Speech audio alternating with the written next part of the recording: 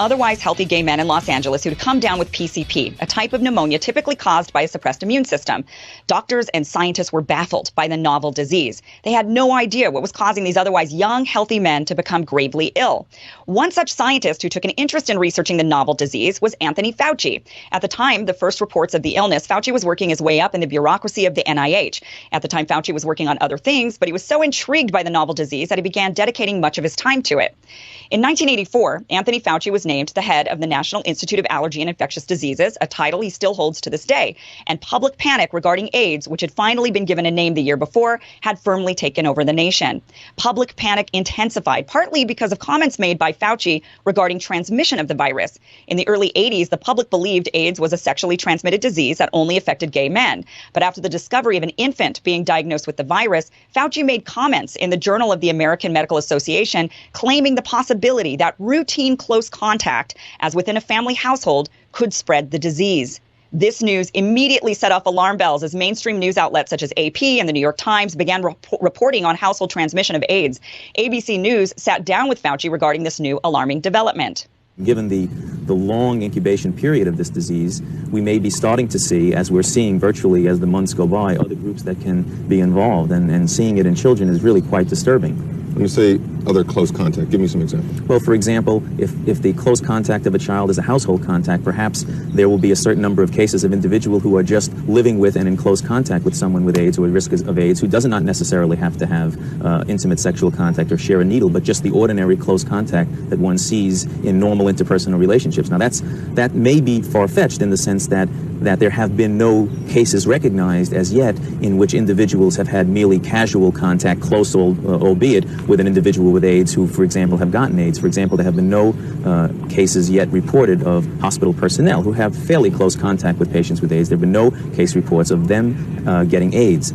But the jury is still out on that because the situation is constantly evolving and the incubation period is so long. As you know, it's a mean of about 14 months, ranging from 6 to 18 months. So what medical researchers and public health service officials are concerned with is what we felt were the confines of transmissibility now going to be loosening up and broadening up so that something less than truly intimate contact can give transmission of this disease. Well, of course, we now know that the infant contracted the virus through their mother's womb, but the damage had been done. Public panic had intensified, and people were fearing they could get AIDS from sharing a toilet seat or even from shaking hands. People living with AIDS were being alienated and ostracized from their jobs, homes, communities, and gay men in particular were heavily stigmatized. On the treatment front, Fauci and the team of scientists at the NIH began frantically working on a vaccine, believing that would be the way to end the AIDS epidemic. Confident in their work, Health and Human Services Secretary Margaret Heckler declared in 1984 that an AIDS vaccine would be ready for testing within 2 years. But banking on a vaccine proved to be harder than it seemed. 2 years passed and there wasn't one even ready for testing. The public was losing patience. Pharmaceutical companies were also racing towards a treatment for AIDS, realizing the incredible potential for profits. In 1987, one such company was Burroughs Wellcome, a British drug company who showed in a test tube that their failed cancer drug, AZT, could be repurposed to treat AIDS. Limited studies were done, long-term side effects were unknown, but in record speed, in less than 4 months, the FDA approved the drug as a treatment, claiming the benefits outweigh the risks. One of the parameters of the speedy approval process was for the drug company to bring back follow-up data in 2 years. Burroughs Wellcome agreed, but of course, since the drug was already approved, they never really needed to follow up, and so they didn't. Celia Farber did incredible reporting on the approval, use, and dangers of AZT for Spin magazine in the late 80s. In her article titled Sins of Omission, she writes, quote, "The majority of those in the AIDS-afflicted and medical communities held the drug up as the first breakthrough on AIDS. For better or worse, AZT had been approved faster than any drug in FDA history, and activists considered it a victory. The price paid for the victory, however, was that almost all government drug trials from then on focused on AZT, while over 100 other promising drugs were left uninvestigated." Now, the expensive drug made Burroughs Wellcome record profits, and at the time, it was the most expensive drug ever marketed. But people were desperate. They would do anything to get their lives back. Despite numerous doctors raising concerns about the toxicity of the drug, some even saying that it was doing the very opposite of what it claimed to do, that is, it was actually shortening the lives of their patients, Fauci and other health officials disagreed. In 1989, Fauci began to promote the drug, not only for critically ill AIDS patients, but for anyone who tested positive for HIV, including those asymptomatic who showed no signs of disease. Those patients included hospital workers, pregnant women, and even children.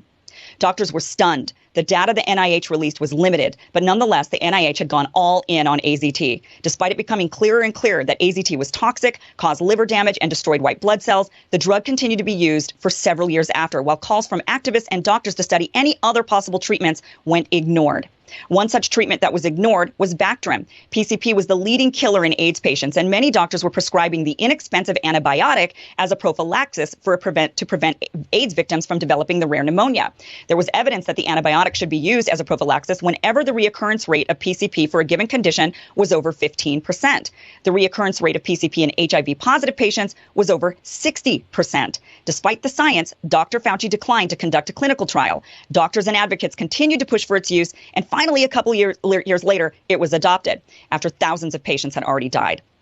As Fauci and the NIH focused on vaccines and AZT for the treatment of AIDS, hundreds of drugs went unstudied, many of which were demonized. In fact, the movie Dallas Buyers Club is about treatments AIDS patients desperately sought after because of the inability to access them legally. Many doctors advocated that the best way to treat patients was to focus on mitigating the severity of the ailments that would ultimately kill them rather than trying to eradicate AIDS altogether, that the virus mutates too quickly to waste all resources and time on a vaccine or other preventatives, that everything should be studied, all avenues explored, and all options should remain on the table. But unfortunately, that's not exactly how the AIDS epidemic was handled. Big Pharma got their payday in AZT. Millions of dollars allocated by Congress went to vaccine research, which never produced anything effective. And meanwhile, along the way, hundreds of drugs and treatment options went unexplored. And we still don't have a cure for HIV. The epidemic never went away like people hoped. We do, however, have effective treatments that help people live a good, long life with the virus. There were a lot of mistakes made along the way, a lot of lessons that could have been learned. But after looking into the history of the AIDS epidemic, it's curious if we've actually learned any.